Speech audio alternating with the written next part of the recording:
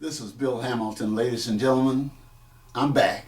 Country boy from Old Hickory, Tennessee. You may have heard my first car story, but I want to go on and relate to you car story number 2.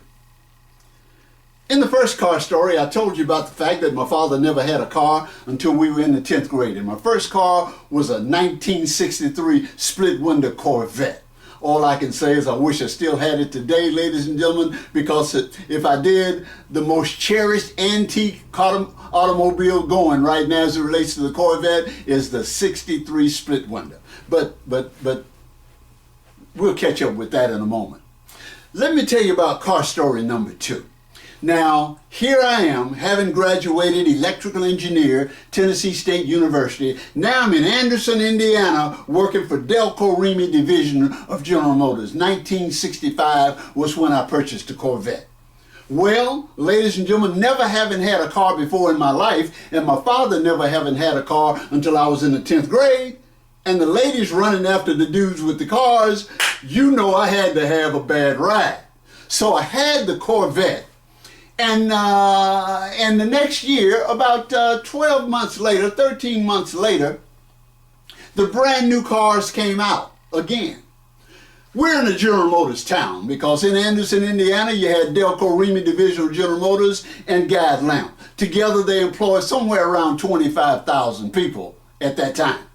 So, ladies and gentlemen, General Motors town, everybody's eyes are on the ride that you're driving, okay? So, obviously, a year later, I had to have me a new ride. I remember it like it was yesterday. So, the 1967 Grand Prix came out. Oh, you should have seen it, as my uncle would say. Had that curved window in the back. And ladies and gentlemen, had cat whisker openings for the turn signals. Or you should go back and look at the 1967 Rivet. Okay, bucket seats, 4 in the floor, leather all interior, super bad ride, super bad ride. So after having gone down to the Pontiac dealership and laid my eyes on the brand new Grand Prix, I had to have me one. So, ladies and gentlemen, I remember it like it was yesterday. White, black vinyl top, black leather interior, automatic everything, stick in the floor, windows, the whole deal.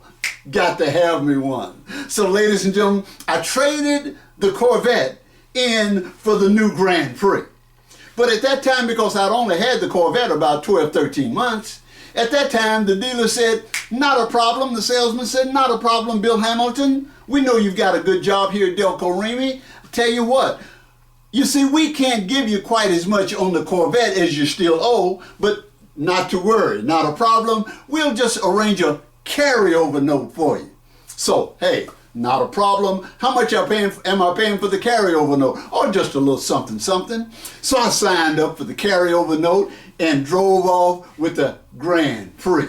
Cat whisker, turn signals, curved window in the back, split bucket seat, automatic, all in the floor. Super bad, super bad, super bad, air conditioning, power, everything. Ha ha, you should have seen it, as my uncle would say. Well, ladies and gentlemen, so I drove the Grand Prix for a year, looking good, styling, super bad. Oh, by the way, since I was an engineer, I had to live up to being an engineer. So I also arranged to rent the baddest apartment in town. I remember it was called the Madison Ridge. Oh, you should have seen it. Ladies and gentlemen, and I laid it out with the finest furniture in town. Ooh, ooh, ooh, ooh, ooh, ooh, ooh. So I'm paying every month on the furniture, and I'm paying every month on the apartment, and I'm paying every month on the Grand Prix. And oh, by the way, I'm still paying every month on the Corvette carryover note. But not a problem, not a problem, not a problem, because I'm bad. Well, 12 months later, ladies and gentlemen, of course, the new cars come out again. Of course, they've got this bad habit of coming out every 12 months. So, ladies and gentlemen, here I am in Anderson, Indiana, working for General Motors, and I get the word that there is a Riviera that is oh, it's going to be bad. So here I am, ladies and gentlemen. I'm poised, I'm ready for the new rides. I'm down at the Buick dealership before the Rivies come out. Because we know that the transporter brings them in about a week before they come out. I'm down at the Buick dealership, ladies and gentlemen, standing there, and up rolls the transporter with the brand new cars that haven't even come out yet.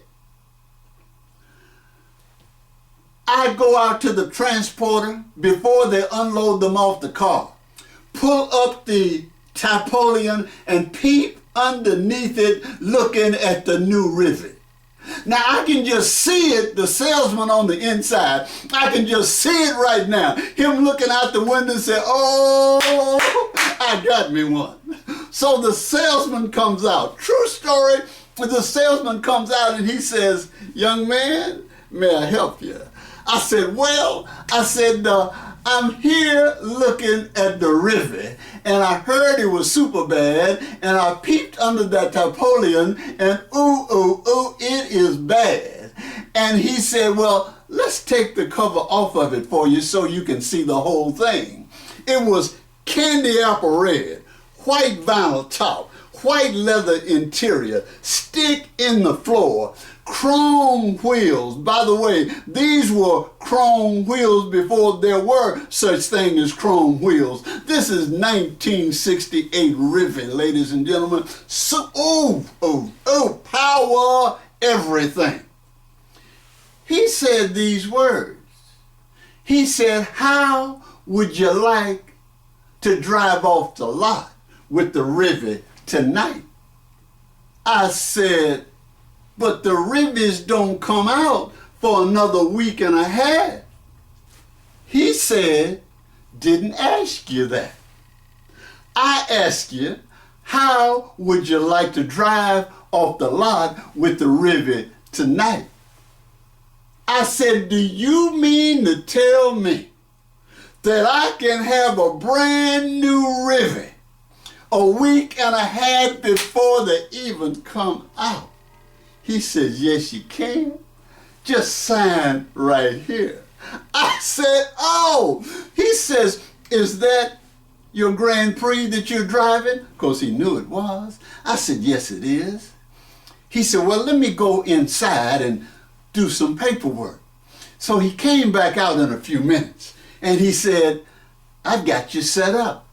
He said, now, by the way, I can't give you as much on the Grand Prix as you still owe. I've heard this before.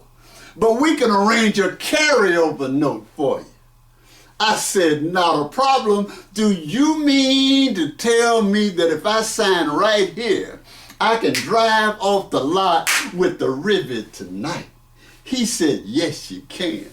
Oh, ladies and gentlemen, drove off the lot with the Rivy, candy apple red, white vinyl top, chrome wheels, power everything, stick in the floor automatic. Ooh, ooh, ooh, ooh,